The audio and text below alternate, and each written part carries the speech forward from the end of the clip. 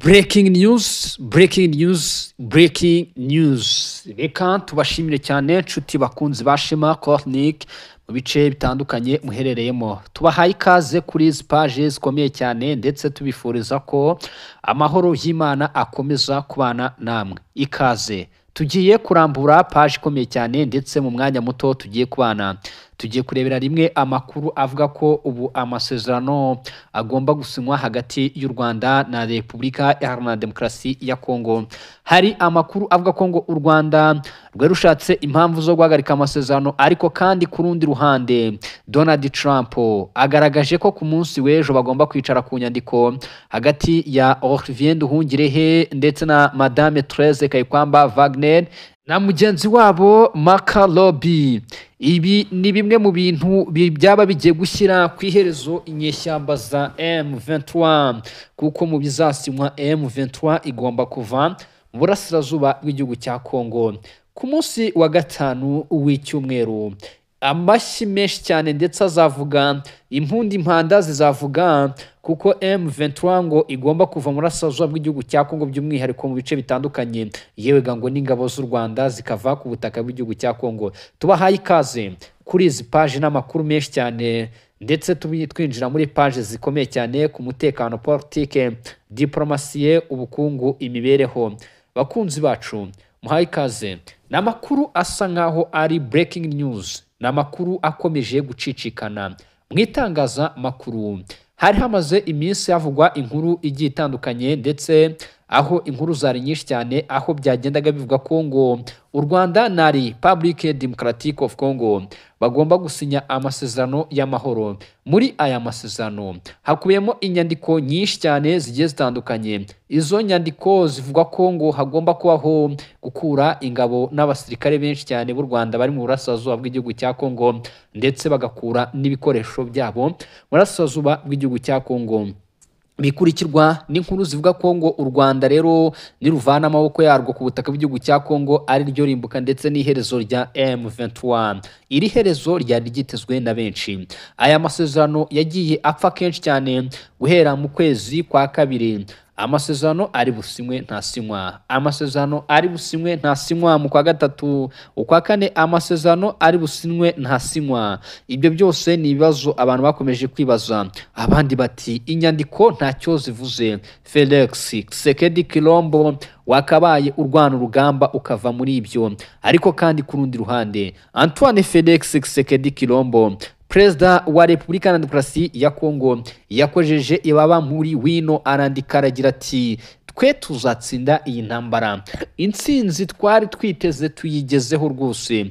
Ni Felix Antoine Tshisekedi Tshilombo. Maze kandi Guy Kabombo Mwamvita nawe avuga ko ngo ingabo za Kongo zitigeze zitsindwa na rimwe n'inyeshyamba za M23. Bati ibi byose twabikoze ku bushake kugira ngo tubashe gusoza ikibazo neza. 2013 yaragiye, maze 2021 iragaruka, ubwo intambara yagarukaga mu burasirazuba bw'igihugu cya Kongo. Bivugwa ko ngo umutwe w'inyeshyamba za M23 ibi ari byo bihe bya nyuma zisigaje ku butaka bw'igihugu cya Kongo. Abiyita abanyekongo, guverinoma ya Kongo yita abanyarwanda ngo bagiye gutaha iwabo mu gihugu. Amasezerano ku mpande zombi, ubusugire bw'ibihugu byombi bugomba kubungabungwa, ndetse nyuma y'ubusugire bw'ibihugu byombi amahoro agahinda mu burasirazuba bw'igihugu cya Kongo. Maze shaho M23 ngo bakazinga utwangushye bagakura ibyabo mu mujyi wa Goma, Bukavu n'ibindi bice baba barafashe, nk'uko amasezerano akomeza kugenda abitanga. Inyeshyamba za M23 zimaze imyaka isaga 4 mu burasirazuba bw'igihugu cya Kongo, aho bivuga ko kandi imiryango mpuzamahanga ikomeza kuzishinja gukora ibikorwa by'ubugizi bwa nabi, iyicwa rubozo rikorerwa abaturage ndetse n'ibindi bigiye bitandukanye. Umutwe wa M23 winjira ku butaka bw'igihugu cya Kongo, ngo abaturage bari bafite urujijo mu maso yabo bibaza byinshi, ariko ubu tuvugana bamaze gusobanukirwa. M23 yageze ku butaka bw'igihugu cya Kongo ivuga ko ngo irwanira abavuga ururimi rw'ikinyarwanda, nyamara ku rundi ruhande ngo abaturage bamaze kubona ko ntawe irwanira ahubwo ikorera mu nyungu zayo n'abikorera.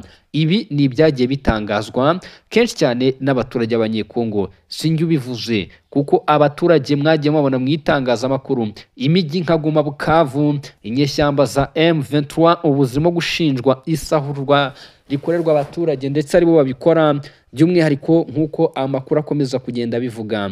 Kuri uyu munsi, kuri iyi tariki, turi kuwa 4 tariki 26 z'ukwezi kwa gatandatu umwaka w'2024.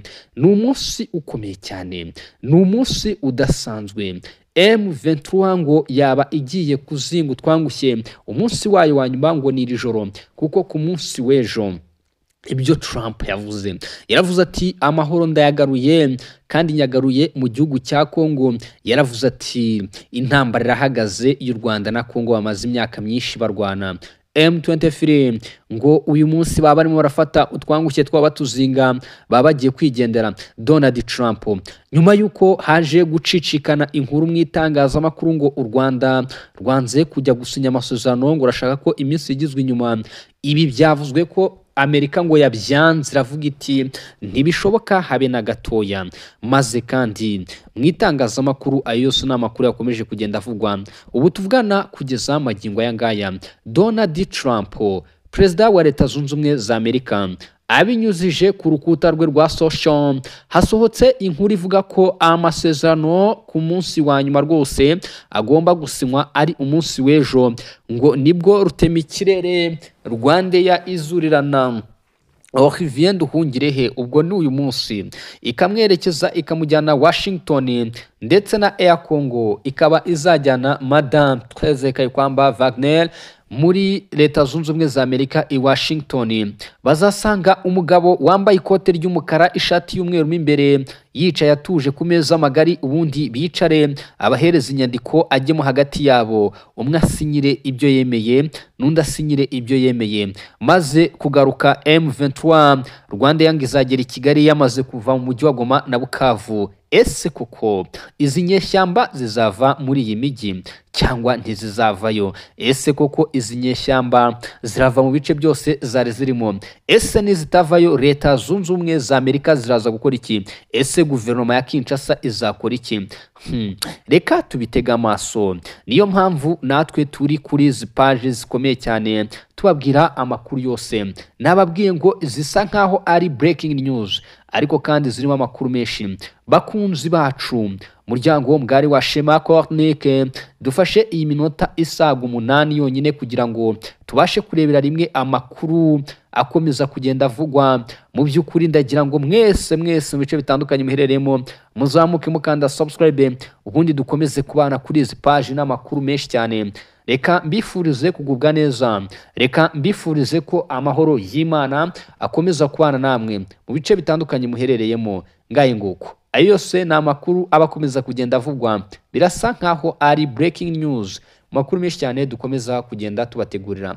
Murakoze, murakara.